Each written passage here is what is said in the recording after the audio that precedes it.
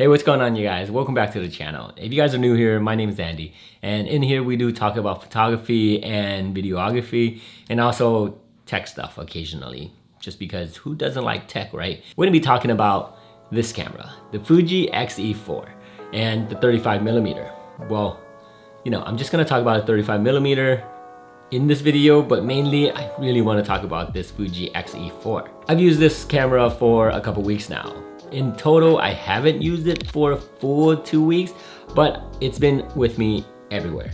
And I can take it everywhere because it's small. Look how I'm holding this thing right here. 3 fingers really, just 3 fingers, and it's super light. And that's with the lens. This is a super light camera.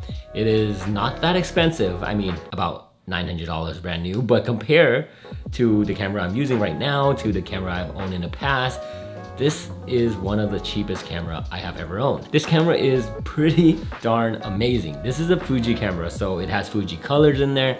Pretty much the menu is like any other Fuji camera I have ever used. The X-T4, the X100v, pretty much the same thing. It has all the colors, the menu is the same, the buttons in the back is very minimal, and then the cool dials on top. What Fuji is basically known for. The dials on top in all their camera looks very old school. It looks very like film style. And I love that about Fuji cameras. This camera is super light, so I'm not even having a like shoulder strap on it. I just have a wrist strap, just like this. And sometimes it just hangs there, or sometimes I'm shooting and I just have this strap. So just in case I do drop it, it is fine. See? And I did also have to add this thumb grip. The thumb grip actually helps a lot. So holding it here, pressing the shutter, and your hand is just in front, okay? You're shooting and you're using it like this, it just works perfectly. 1 dial in the front, shutter speed on top, exposure compensation on this side, shutter button, 2 customized buttons, actually 1 customized button, and then a Q button up here, play button right there, and delete and drive, and then menu, joystick, and back and display. That's really all it. So what makes this camera pretty awesome? For me, it's light. This is one of the biggest things. I like to carry a camera around, and I don't want to carry around an A7 IV with a lens on it all the time because it's not the lightest setup. Okay, and it's not like I can just carry it around without thinking even about the weight of it or the size of it. This, like I said, I can just have it on my wrist and I can feel fine. I won't feel fatigued, I won't feel tired after a while. The Sony A7 IV, if I did this, I will start to feel like it's getting kind of heavy, or you know, even the weight is being there. Okay, I want something that I can shoot with that's with me at all time. And some of you may think, yeah, I can just use my Google Pixel 7 Pro. No matter what, this camera will always be better than this camera. That's because I can change out lenses. I can make a zoom lens on here. I can even have a wide lens on here, and the lens and the bokeh in the camera is just so much better than a phone camera. So much better. This lens is a 35mm, and because it's on APS-C, it's about a 50mm, 54mm, something like that. That's like my favorite focal length, the 50mm. So with that being on here, I have like my perfect setup. It has a manual aperture ring too, which is pretty cool if you like that whole manual feel to it.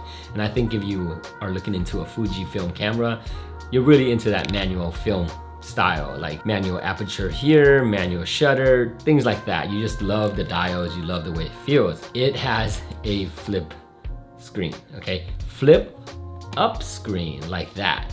So if I ever wanted to record myself, like a quick video for Instagram Reel or TikTok, I got it just right there. And I love the fact that it has that, because then it makes it super easy to record myself. It makes it super easy to even use. If I wanted to look down, I can, you know, look down from there. Or if I wanted to look up, the camera makes it really easy to use by having the screen flip up and down.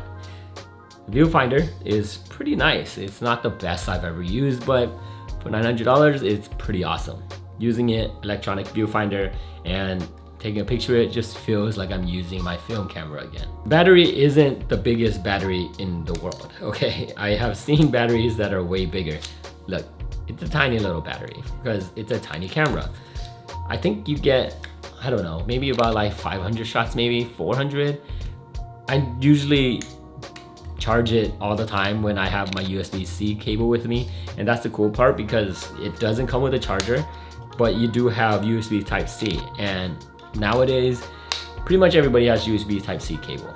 Somewhere in your house, somewhere in your car, everywhere you go, even on vacation, you'll bring a USB Type-C because, hey, my phone has it. So I just basically use it to charge my camera. And if I'm driving, plug it into my camera, charge it. If I'm going anywhere, I can bring a power bank, I can just plug it into my camera. So actually I haven't had a single problem with the battery. I actually have 2 batteries, but yeah, I've been using just this one and hasn't even been a problem at all. I took it with me to La Jolla last weekend and I took it out for some street photography. And I must say, I really like using it. And I really like the way it comes out. I love the fact that it's just so small. And I know I say that a lot because it means a lot. It's small and it's really easy to use. When it's this small, you don't really feel like you're bringing around a heavy equipment. You don't really feel like it's a burden. It's so small that you can just take it with you, almost like your wallet, your keys, or your phone.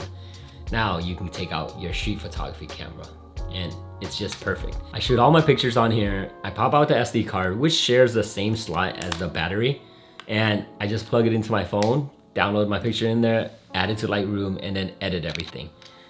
This is seriously one of my favorite camera that I have owned, the Fuji X-E4. Have you guys ever thought about getting this or the Fuji X100v? I think honestly it's 2 different cameras to even compare. This one you can change the lens, right? And the Fuji X100v you cannot change the lens. But that one has weather sealed capability and this one does not. This one, if rains come down on it hard, it's pretty much gonna be messed up.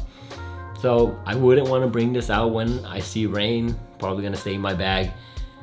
But yeah, it is definitely a different camera than the Fuji X100v. So for now, this is the camera that I'm bringing around with me pretty much everywhere. Let me know what you guys own for street photography. Are you using something small like this? Or even better, what camera are you using for street photography? All right, you guys, that's pretty much all I gotta say. I'll catch you guys in the next one. See ya.